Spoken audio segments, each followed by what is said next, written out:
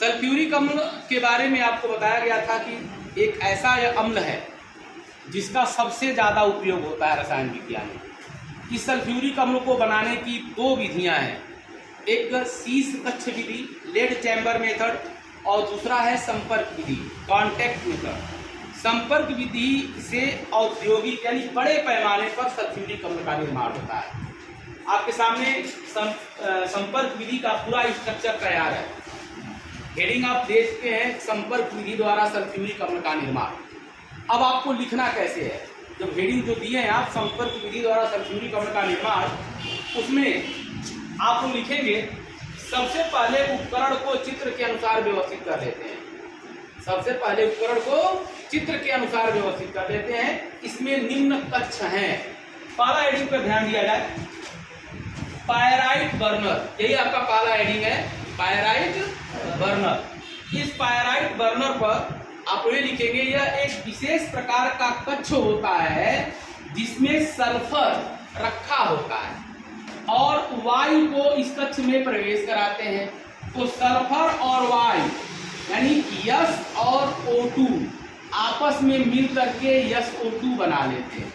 इस कक्ष में सल्फर और वायु आपस में मिलकर के SO2 बना लेते हैं। बस इतना लिखना है। लास्ट टाइम रिपीट करते हैं, यह एक विशेष प्रकार का कक्ष होता है जिसमें सल्फर रखा होता है तथा वायु को प्रवेश करवाते हैं। तो सल्फर और वायु आपस में मिलकर के सल्फर डाइऑक्साइड बना लेते हैं। ये हेडिंग आपका कंप्लीट हो गया। दूसरा हेडिंग देंगे डस्ट परसिप्टेटर, यानी कि एक कहा जाता है धूल कक्ष। धूल कक्ष का मतलब ये होता है कि जो सल्फर डाइऑक्साइड बना होता है उसमें धूल इत्यादि की अशुद्धियां मिली होती हैं, मतलब धूल जरूर होता है, इसीलिए इसको धूल कक्ष में आता है। धावन कक्ष अगला कक्ष है, इसके पहले धूल कक्ष है। इसमें होता क्या है, ऊपर से स्टीम यानी भाप, बहुत ही गर्म भाप इस रास्ते से इस कक्ष में आती है और सल्फर डाइऑक्साइड इसमें आया रहता है। तो भाप सल्फर डाइऑक्साइड के साथ जब मिक्सअप होता है तो जितनी धूल होती है बर्तन की पेदी में बैठ जाती है और शुद्ध सल्फर डाइऑक्साइड गैस कूलर में भेज दिया जाता है।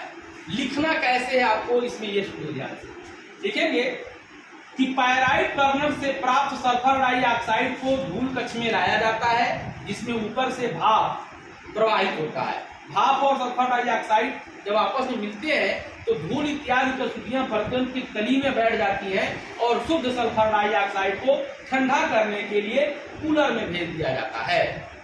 ये हेडिंग कंप्लीट हो गया। अगला हेडिंग देंगे आप वॉशिंग टावर, धावन कक्ष कहते हैं। वॉशिंग टावर में लिखेंगे क्या, ध्यान से सुनिए। वॉशिंग कक्ष यानी धावन कक्ष एक बड़ा सा कक्ष होता है जिसमें ऊपर से जल गिरता रहता है तथा बीच में क्वार्ट्ज के टुकड़े भरे होते हैं। इस कक्ष में ठंडा सल्फर डाइऑक्साइड गैस जल के संपर्क में आता है जिससे उसके अंदर बची हुई और जितनी भी धूल इत्यादि की अशुद्धियां होती हैं वो बर्तन की पेदी में बैठ जाती हैं और बिल्कुल शुद्ध सल्फर डाइऑक्साइड गैस को शुष्कन कक्ष में ड्राइंग टावर में भेज दिया जाता है। एक बार रिपीट करते हैं, यह एक बड़ा सा कक्ष होता है जिसमें ऊपर से जल गिरता रहता है तथा क्वार्ट्ज के टुकड़े भरे होते हैं। सल्फर डाइऑक्साइड गैस जल के संपर्क में जब आता है उसके अंदर अगर धूल इत्यादि की अशुद्धियां बची होती हैं तो बर्तन की पेदी में चली जाती हैं और बिल्कुल शुद्ध सल्फर डाइऑक्साइड गैस को शुष्कन कक्ष में भेज दिया जाता है। अब हेडिंग देंगे शुष्कन कक्ष या ड्राइंग टावर। इसमें लिखेंगे यह एक बड़ा सा कक्ष होता है जिसमें ऊपर से कंसंट्रेट सल्फ्यूरिक अम्ल गिरता रहता है, क्वार्ट्ज के टुकड़े भरे होते हैं। जब सल्फर डाइऑक्साइड में जल की अशुद्धि मिली हो तो जल की अशुद्धि को दूर करना जरूरी है। तो कॉन्सनट्रेट सल्फ्यूरिक अम्ल क्या करता है, जल को खींच लेता है, जल को सोख लेता है और नीचे लेकर बैठ जाता है। तो जब जल दूर हो जाए एकदम सूखा हुआ सल्फर डाइऑक्साइड गैस आगे बढ़ जाता है। इसको लिखेंगे कैसे, सुन लीजिए। लिखेंगे सल्फर डाइऑक्साइड में जल की अशुद्धि मिली होती है इसलिए उसको शुष्कन कक्ष में भेजते हैं। इस कक्ष में ऊपर से सल्फ्यूरिक अम्ल गिरता रहता है।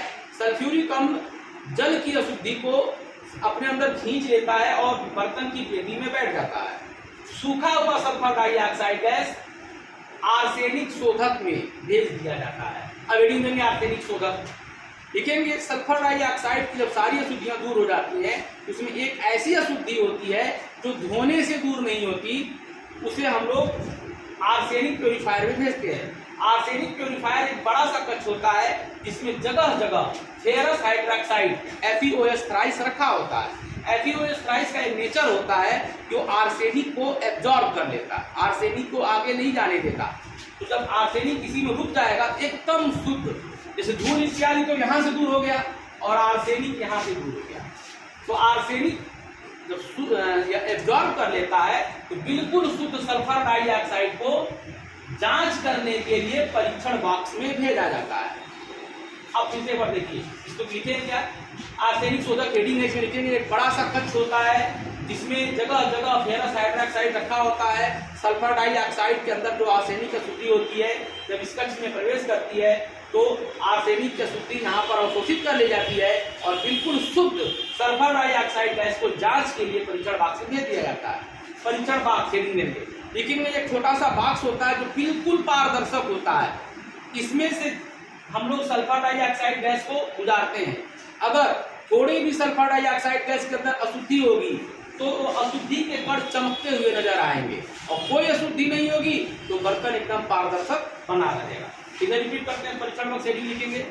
यह एक पारदर्शक बॉक्स होता है जिसमें सल्फर डाइऑक्साइड के बिल्कुल शुद्ध होने की जांच की जाती है। बिल्कुल शुद्ध सल्फर डाइऑक्साइड गैस अगर इस रास्ते से होकर गुजरता है तो कोई चीज दिखाई नहीं देती है, लेकिन अगर अशुद्धि बची होती है तो परीक्षण बॉक्स में वो अशुद्धि चमकती हुई नजर आती है। उसके बाद उसे परिवर्तक में भेज, यानी इसी वाले हेडिंग में कहाँ भेजना है वर्णन कर देना है आपको कि उसको परिवर्तक में भेज दिया जाता है। आप परिवर्तक हेडिंग देंगे।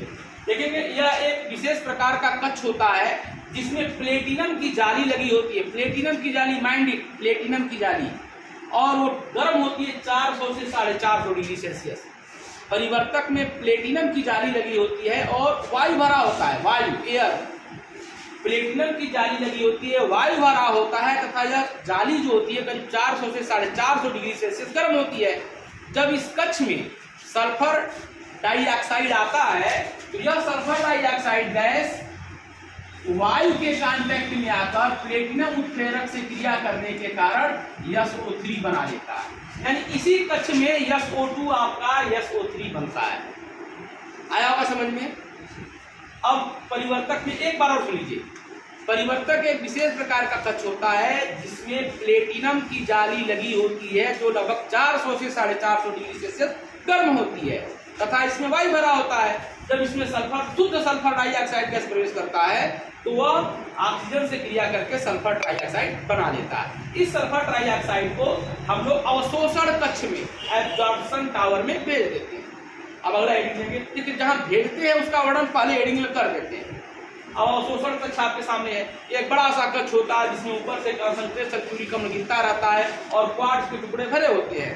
जब इसमें सल्फर डाइऑक्साइड गैस प्रवेश करता है तो सल्फर डाइऑक्साइड और कंसंट्रेट H2SO4 आपस में क्रिया करके ओलियम बना लेता है, H2SO7। इसमें लिखेंगे सल्फर डाइऑक्साइड गैस सल्फ्यूरिक अम्ल के साथ मिल करके ओलियम बना लेता है। देखिए ओलियम निकाल, यहीं से निकाल लेते हैं। इस ओलियम को यहाँ निकाल लिया गया और उसका जब ओलियम बन गया उसमें ओलियम में आवश्यकता के अनुसार जितना भी आप मन करे पानी मिलाइए, आपका सल्फ्यूरिक अम्ल बन करके इसमें लिख देंगे ओलियम में आवश्यकता के अनुसार जल मिला करके सल्फ्यूरिक अम्ल प्राप्त कर लिया जाए। तो सारी हेडिंग क्लियर हो गया होगा। ये सारे हेडिंग को आप लोग डिटेल में पहले फिगर के अकॉर्डिंग लिखेंगे तो जाकर आपका आंसर